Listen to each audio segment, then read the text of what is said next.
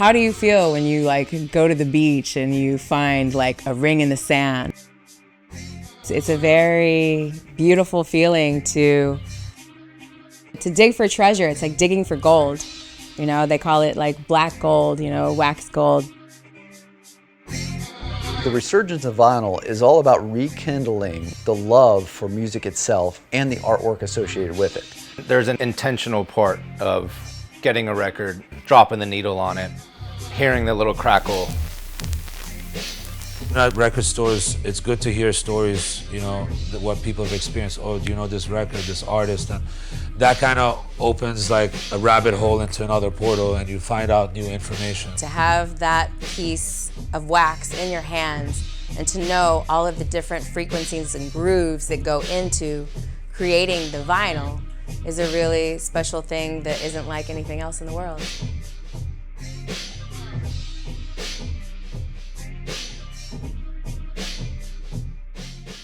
After roughly about 2005, we started seeing a huge decline in vinyl, period, just being produced. Labels used to start press like 1,000 to 10,000 copies.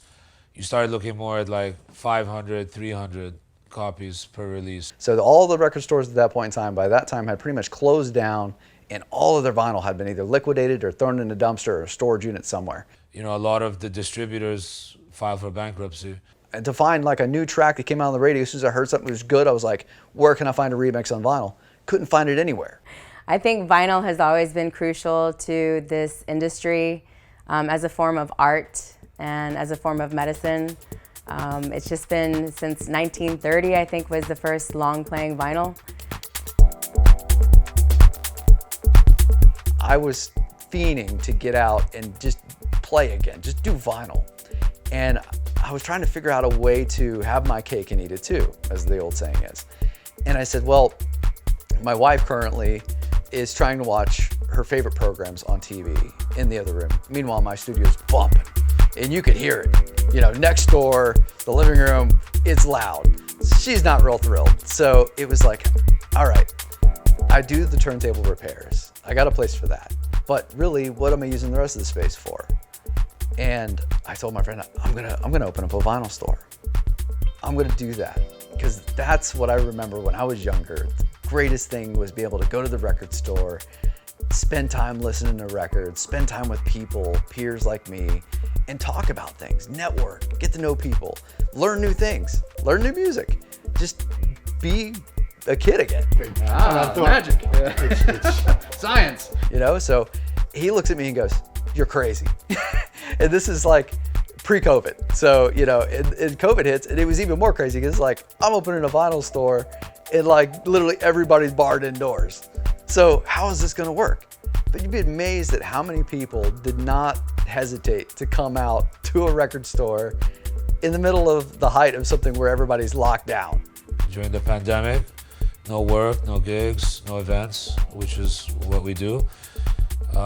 That led to my wife's idea saying, hey, you should curate records.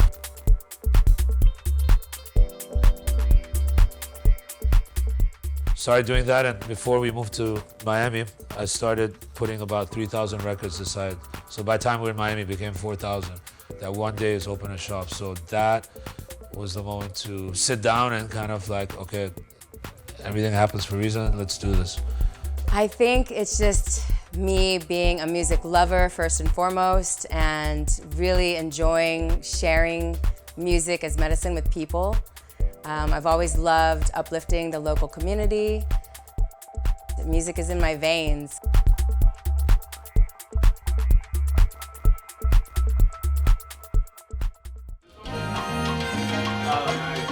My record store started with an interest in just music all.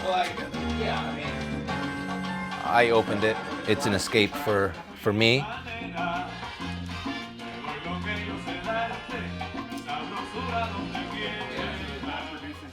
The reason why my record store is called Soulmates Music, it's not between you and another person, but it's because everyone puts music on for a certain occasion, whether it's cooking, working out. You feel bad, you put on a song. You feel good, you put on a song. First thing you do when you start your car, you put on a song. right? Everything requires some kind of form of music.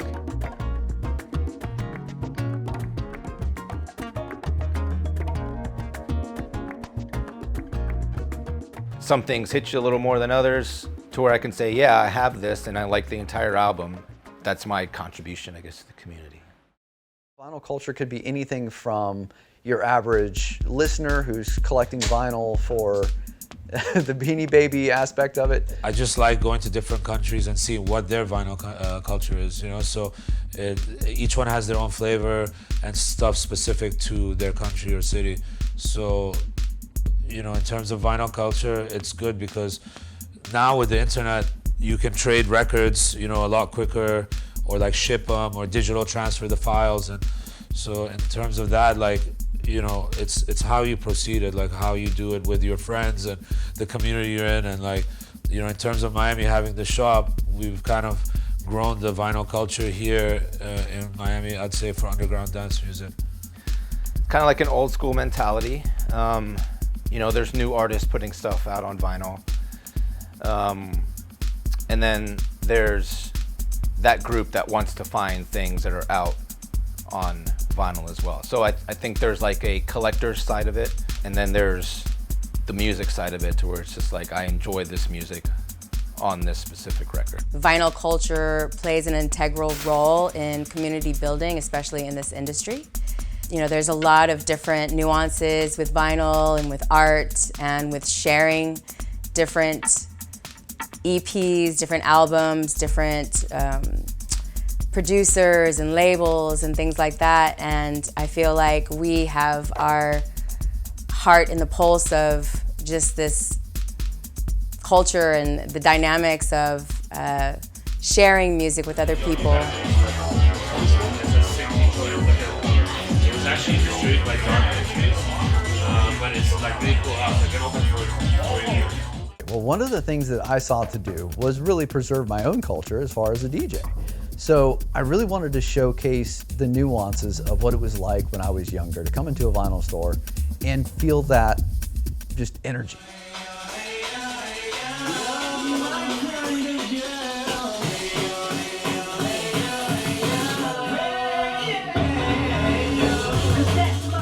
That awesomeness of, you know, something's going on, it's somewhere to be, it's something to do. So when you have a place to come and be a community, that's the key word right there, community. So my role is really building a community around music and the enjoyment of doing so. We're seeing more and more people. There's like, you got the regular faces, you've got people coming that are buying records for the first time, you know, they're interested in it. You've got the old heads, like, you know, during Art Basel, I was telling you, and Miami Music Week, there's a lot of the DJs that are flying into town, all of which we've known for many years just through me working at the record store or from parties that we used to do called Black Market Membership.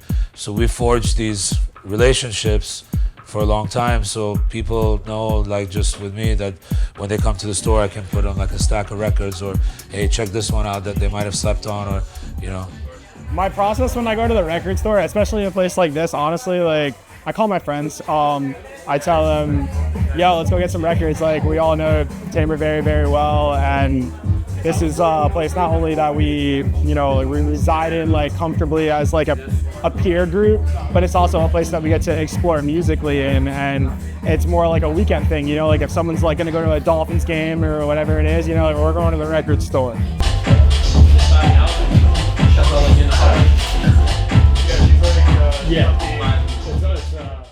Putting someone on to something that may never heard or didn't even know exist is kind of a real big thing for me, and it kind of makes me smile, or makes me, everyone likes to be introduced to new music, right? And number one, to be able to provide that for someone like our local DJs. Since I spin like different genres, I like to focus on myself like on a specific genre, like I'll just do house or I'll just do hip hop. But my whole concept of like digging and what to find is trying to find everything that I have digitally, or I collected digitally from DJing on Tractor and other things, and finding that on vinyl now. I always like have a mission and you know, try to have that mission successful. So I always have you know, I always know what I want or what I'm looking for, but if I see something that's interesting, I'll always like pick it up, and you know, you find your best records like taking a chance. Now more than ever, we need a sense of community and to share joy and laughter and love with each other, and creating this space of just a home-like feeling. You know, walking into this shop is like, you know, walking into our living room. Having things like Ammo's studio here for production and DJing is a really cool dynamic to offer to anybody who walks through our doors. The reason I choose to create on something like this is because of that human connection.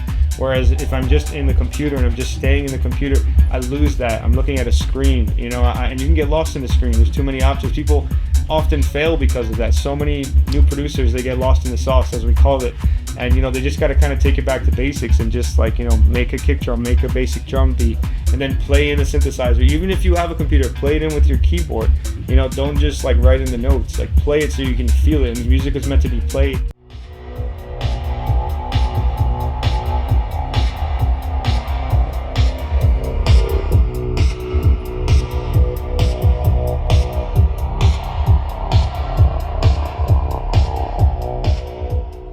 These are all like, you know, this is like your family. You know, you come together for a family party, everybody's got their own personality, and you mix them together and you got one hell of a night. It's so important to have a good working machine in order for you to enjoy your music. My story started really with the repair side a long time ago when I picked up a pair of wonky turntables and didn't know a thing about repair or where to take them. So it ended up being somebody who I knew that knew somebody that knew how to fix them, that I cornered in a bar and said, "How do I fix these turntables?" And they blurted out one word while I was annoying them, was service manual. Well, actually it was 2 words, but still at that time it was like, he gave me the golden ticket. I found a service manual in a library and never brought it back. Studied it front to back and figured out what was wrong with my turntables. Surprisingly simple fix, but from that moment forward, it was, I need to know everything there is to know about these things, so that way if it ever happens again, I know how to fix it. When you hear the music on a great system that's got a good turntable, a good stylus, amplification, and decent speakers, it takes you to another world. The love for music was one thing, but then when I found the device had just as much to do with it as the music, then the things were tandem. They were one and the same. So it wasn't just anything will do. It's something has to be better than other things. And that's where I found that techniques for me was the tables of choice. So these are something new that we've concocted with Cerakote, and this is a blacklight reactive Cerakote. So what you're currently seeing is this wonderful shade of green, but in the blacklight, it just boom, glows in the dark like you wouldn't believe. Doing in-store events really helps with the vinyl culture, as you were talking about. It has like a sense of community. The records I see, I can, you know, engage with my collection and interact and actually, you know, be more intentional with when I'm buying the records and, you know, making the space for them, whereas downloading music can just continue and I'm not as intentional with it in that way. So then I guess the third piece is the experience, right? Whereas on one end I'm just on my computer in Bandcamp. In this case, I get to come to a shop, I get to interact with the store owner, and a lot of times discover music I wouldn't have discovered otherwise.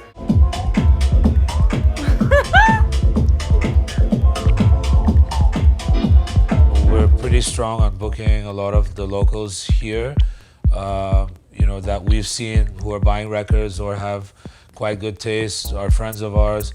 And, you know, there's also up-and-comers that we also put here on our sound system and in the shop. I think it's good to push those guys up because, you know, a lot of the more well-known DJs are in kind of a circle, right? So, and a lot of them don't allow you to come in that circle, and they're very particular. It takes a couple of things to get into those circles. But, you know, we also have that circle of friends, but we also like to push, you know, the newer community as well, because somebody's got to elevate them, and the shop is one of the places to do that. Spin Sessions, it's evolved into a everyone's involved kind of thing, and it's a very inclusive type deal. So anyone's allowed to bring their records and set any kind of vibe that they like.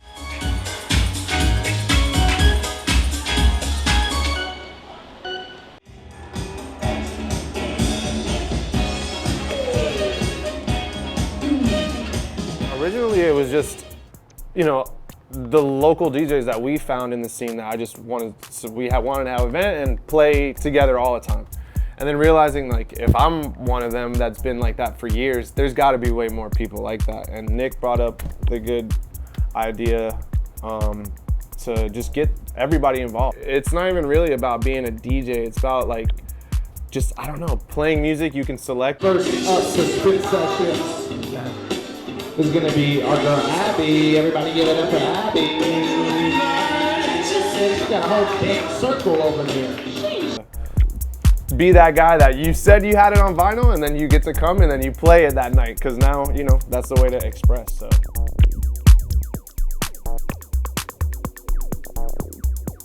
Anyone can come play. It's completely open decks. You get half an hour to spin whatever you want.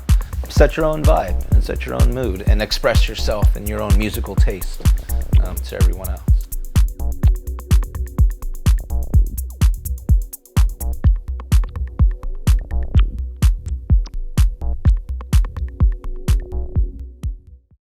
So when you say I got that on vinyl, it's like having a piece, a share, a stock in that artist. I'm laughing because I have this song on vinyl, so I'm like, oh no, I'm becoming that person.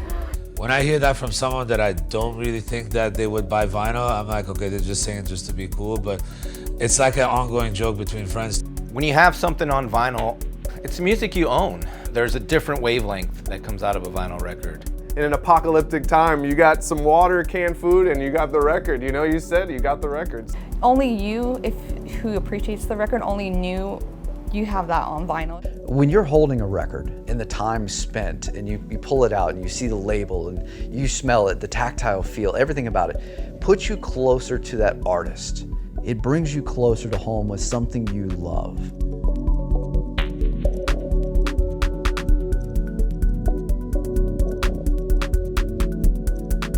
They need to scream from the mountaintops. Oh, I have that on vinyl. Yep, I got that on vinyl. I got that on vinyl. And I guess it's fun being like, oh, I have that on vinyl.